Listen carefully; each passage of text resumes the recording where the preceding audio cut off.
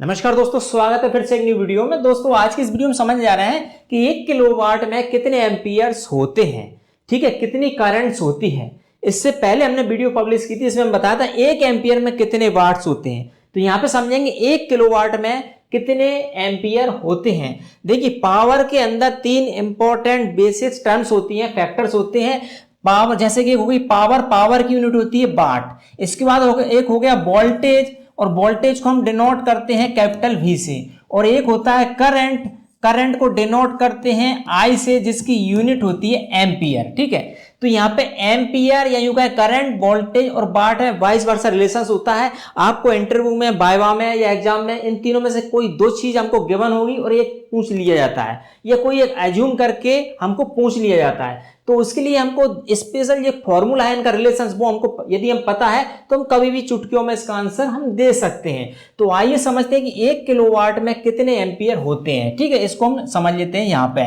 तो 1 किलोवाट में हमको एम्पियर निकालने की पहली बात तो हम ये समझ लेते हैं वाट और किलोवाट में क्या रिलेशन होता है। ठीक है, 1 वाट बराबर कितने किलोवाट होता है, ऐसा बोल सकते हैं कि कितने किलोवाट होता है। तो किलो का मतलब निकल रहा है यहाँ पे 1000 ओनली, बस इतना समझना है आपको। ठीक है, तो आपका यदि 1000 वाट है, 1000 वाट, और इसको यदि हमको किलो में कन्वर्ट करना है, किलोवाट में निकालना है, तो उसमें हम क्या करेंगे 1000 का भाग देते हैं, यानी कि ये हो जाता है हमारा 1 किलोवाट। तो ये आपको क्लियर होना चाहिए, किलो मतलब 1000, एक क्लियर। ठीक है, अब हमको निकालना है 1 किलोवाट में कितने एम्पियर, यानी 1000 वाट में हमको एम्पियर निकालना है। अब यहाँ पे हमको कुछ नहीं दिया, जितना सा पूछ लिया सिर्फ आपसे कि अब इंटरव्यू में पूछा, बाबा पूछा एक्सटर्नल ने कि बताइए आप 1 किलोवाट में कितने एम्पियर होते हैं। तो आपको भी माइंड में यहाँ पे डाउट आ गया मैं कहाँ पे बताऊं, क्या बताऊं। तो आपको उनसे कुछ क्वेश्चंस करना है, जैसे मैंने कल बताया जैसे आपको क्वेश्चंस करना है। कल वीडियो में बताया था कि आपको पूछना है कि भाई 1 एम्पियर पूछ रहे हैं आप, कौन सी डीसी में पूछ रहे हैं, एसी में पूछ रहे हैं। डीसी पूछ रहा है तो कितने वोल्ट में पूछ रहा है, एसी पूछ रहा है सिंगल फेज या 3 फेज में। वही क्वेश्चन यहाँ पे हमारा जनरेट होता है। तो आपको पूछना सर आप डीसी में एम्पियर पूछ रहे हैं या एसी सप्लाई में एम्पियर पूछ रहे हैं, पहला क्वेश्चन। वो बोले यदि डीसी पूछ रहे हैं तो डीसी में सर आपको वोल्टेज बताना पड़ेगा पहले कि कितना वोल्टेज में आप करंट निकलाना चाह रहे हैं। चूंकि डीसी सप्लाई जो रहती है 5 वोल्ट, 12 वोल्ट, 24 वोल्ट, इसके बाद आगे सारा कई सारे वोल्ट, तो वोल्ट से बढ़ते जाते हैं, उस पर डिपेंड करता है एम्पियर। ठीक है, इसके बाद जब एसी पूछे कि एसी में पूछ रहा है, ठीक है, एसी में आपको सिंगल फेस पे आप पूछ रहे हैं या 3 फेस पे। तो सिंगल फेस में आपको कितना एम्पियर होगा 1 किलोवाट में, 3 फेस में कितना एम्पियर होगा 1 किलोवाट में, ये सारे क्वेश्चंस भी आपके माइंड में क्रिएट होना चाहिए, उसके अकॉर्डिंग आपको आंसर देना चाहिए। जब आपने इतने सारे क्वेश्चंस एक्सटर्नल से या जो पूछा उससे कर लिए, वो समझ जाएगी आपको सब कुछ पता है, आप तुरंत आंसर देने वाले हैं। और उसने पूछा कि आप 1 किलोवाट में एम्पियर बताइए, आप बोलेंगे हाँ सर 10 होते हैं, 20 होते हैं, कर रहे हैं, वो समझ आया, इसको कुछ फॉर्मूले पता नहीं है या एसी डीसी के बारे में कोई नॉलेज नहीं है। तो अब आपको यहां पे हम क्लियर करते चले, यदि हम डीसी की बात करें तो डीसी और एसी, इसमें हमको पावर का फॉर्मूला पता होना चाहिए। दोनों में पावर का फॉर्मूला क्या है हमने कल भी बताया था आपको। डीसी में यदि हम बात करें पावर, इसको यूनिट होती है वाट, इक्वल टू होता है वोल्टेज इनटू करंट। ठीक है, इसमें पावर फैक्टर नहीं होता है। ठीक है, अज्यूम करके मानते हैं कि इसमें पावर फैक्टर की वैल्यू 1 होती है, किसमें, डीसी में। तो डीसी में हम बात कर रहे हैं, अब हमको यहाँ पे वाट यानी कि पावर, वोल्टेज एंड करंट, तीनों में से कोई दो चीज दी है तो हम निकाल सकते हैं एक लास्ट वाली। अब हम बात करें यहाँ कि 1 किलोवाट डीसी में यदि एम्पियर निकालना है तो 1 किलोवाट हम रख देंगे 1 किलोवाट, किलो मतलब कि 1000 वाट हमने यहाँ पे पावर रख दी। अब वोल्टेज हमको यहाँ पे पता नहीं है, वोल्टेज हम अज्यूम कर लेते हैं कुछ भी। इसके बाद यहाँ पे कितना पूछा, एम्पियर पूछा है, सॉरी एम्पियर तो पूछा ही हमसे, एम्पियर हमको पता नहीं है। अब वोल्टेज हम यहाँ पे रख लेते हैं कि 12 वोल्ट है, 24 वोल्ट है, जो भी वोल्ट है। बहुत से मैंने देखा कैलकुलेशन क्या कर लेते हैं, सर 230 वोल्ट डीसी सप्लाई। भाई 230 वोल्ट डीसी सप्लाई नहीं होती, ये एसी सप्लाई होती है। आप कैलकुलेशंस गलती ना कर दें आप। ठीक है, तो इसके अकॉर्डिंग अब आप यहाँ पे मान लीजिए 24 वोल्ट है, 12 वोल्ट है, जो भी सप्लाई आप 24 वोल्ट रख दी, तो आई इक्वल टू कितना हो जाएगी आपकी 1000 डिवाइड बाई 24, इसका भाग दे देंगे तो वो आपका एम्पियर निकल के आ जाएगा। तो ये हो गया 1 किलोवाट में ampere for DC supply. Clear, इसका भाग दे सकते हैं, कैलकुलेशन ऐसे करना है। अब हम बात कर लेते, जनरली आपसे क्वेश्चन पूछ जाता है, किलोवाट की बात चल रही, तो यहाँ पे एसी में ही बात की जाएगी कि 1 किलोवाट, 5 किलोवाट, 10 किलोवाट। तो हम एसी में बात कर लें, इसको समझ लेते हैं, आपको समझा देते हैं कि एसी सप्लाई में 1 किलोवाट में कितने आपके एम्पियर होंगे। ठीक है, ये हम क्लियर कर लेते हैं यहाँ पे। तो अब एसी सप्लाई की हम यहाँ पे बात कर रहे हैं, तो एसी में फिर वापस से वही सिंगल फेज सप्लाई या 3 फेज सप्लाई। यहाँ पे फिर से हमको पावर का फॉर्मूला पता होना चाहिए। पावर का फॉर्मूला हमको देखना पड़ेगा, चूंकि पावर यहाँ पे सिंगल फेज के लिए बात करें हम पावर, तो यहाँ पे हो जाएगा V into I into P F, या यूं कहें इसको voltage into current into P F into cos phi single phase के लिए। ठीक है, वाट इक्वल टू, अब कॉस फाई यहाँ पे आ गया, कॉस फाई को बोलते हैं power factor. Industrial automation system में पावर फैक्टर का विशेष ध्यान दिया जाता है, इसको 1 की ओर ले आने का प्रयास किया जाता है। जैसे डीसी का पावर फैक्टर होता है 1, तो उसी तरीके से कॉस फाई को भी 1 की ओर लाया जाता है, और इसको 9.5, 9.9, 9.8 या 0.9, इससे नीचे तो गिरने नहीं दिया जाता इंडस्ट्रियल ऑटोमेशन सिस्टम में, क्योंकि जितना अच्छा पावर फैक्टर होता है उतना ज्यादा हमको पावर लॉसेस कम होते हैं। ठीक है, तो अभी हम मान लेते हैं कि भाई हम जनरल हम डिस्कशन कर रहे हैं, हमारे घरों में सिंगल फेज एसी सप्लाई जो आ रही है, सिंगल फेज सप्लाई वो कितनी आती है, लगभग 220 वोल्ट से एसी से लेकर 240 तक हम अज्यूम कर सकते हैं कि इतनी वोल्ट सप्लाई हमारे घरों में आती है। वैसे ये फिक्स नहीं है, क्योंकि जो शहरी सप्लाई होती है ना, तो वहां पे तो फिक्स होती है, लेकिन जो विलेज में तो 220 तो कभी सोच ही नहीं सकते, क्योंकि मेरे घर में खुद 110 से 120 वोल्टेज सप्लाई आती है।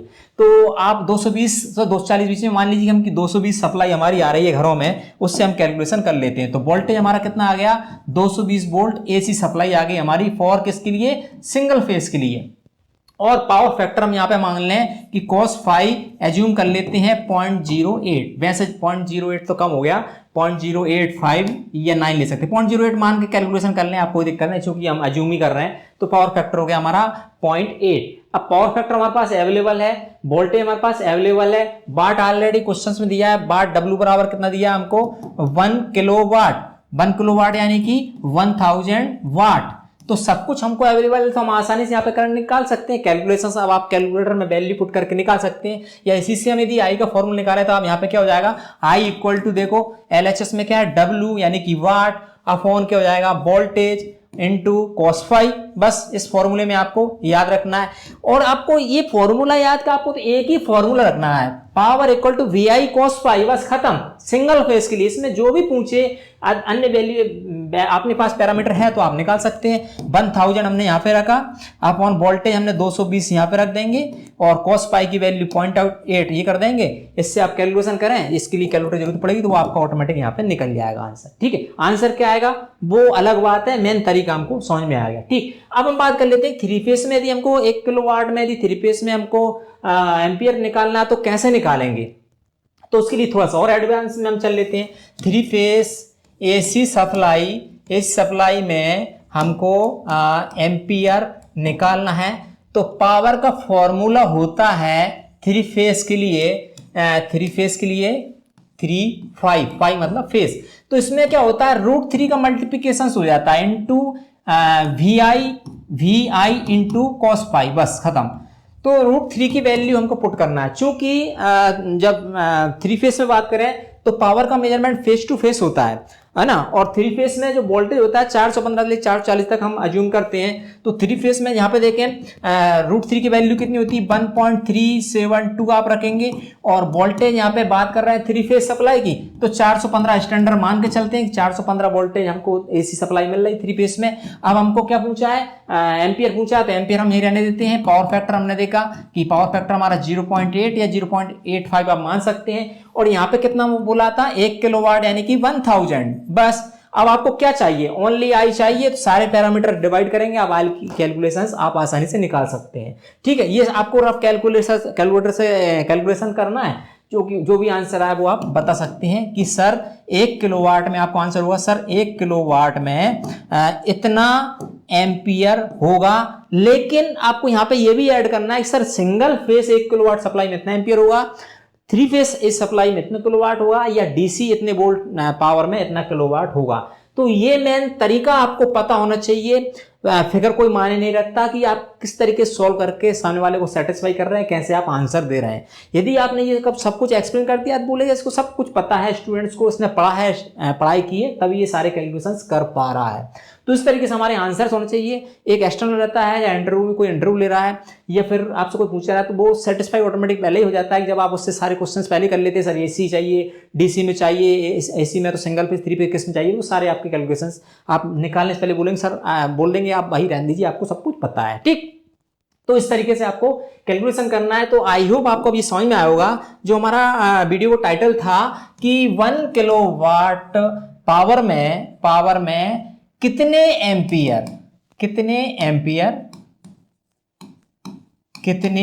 एम्पियर्स होते हैं, इसका आंसर आपको आ गया। और आप, मुझे लग रहा है कि इससे अच्छा आपको और मैं ज़्यादा समझा नहीं सकता और आपको समझने की जरूरत भी नहीं है। तो आई होप आपको समझ में आया होगा ये कंटेंट जो बताया वीडियो में, मैंने जानकारी दी वो।